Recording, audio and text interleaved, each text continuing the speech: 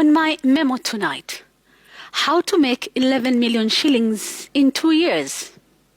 First, get a job at the Ministry of Education in a department that is charged with early learning and basic education. Then, establish a ghost secondary school, preferably somewhere in rural Kenya.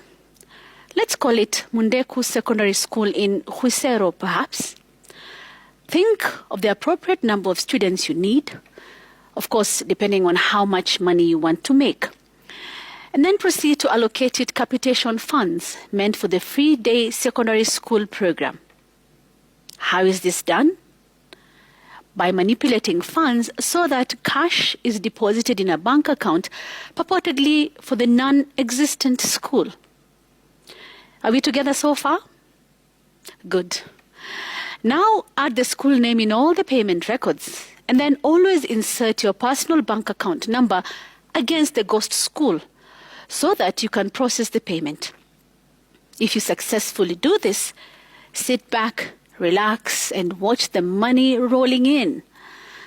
The ghost school will be receiving funds through your personal bank account, and you, my friend, will be the sole beneficiary of the stolen money. Sounds like a movie, right?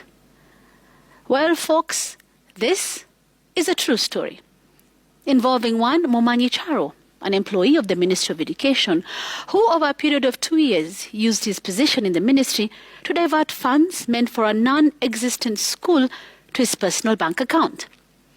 By the time his ruse was discovered, Momanyi had stolen, get this, 11,131,305 shillings.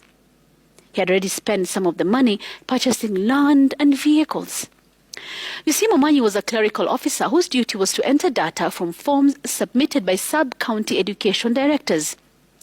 Between August 2017 and September 2018, the period within which the money was stolen, Momanyi prepared schedules of all schools that were to benefit from the free day secondary education funds.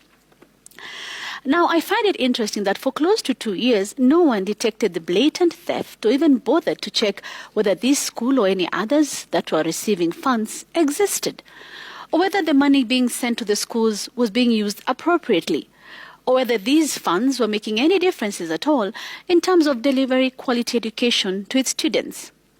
Momanyi has been arrested and prosecuted in a court of law, but is Mundeku Secondary School the only one of its kind out there? Could there be other ghost schools receiving funds meant to help legit schools?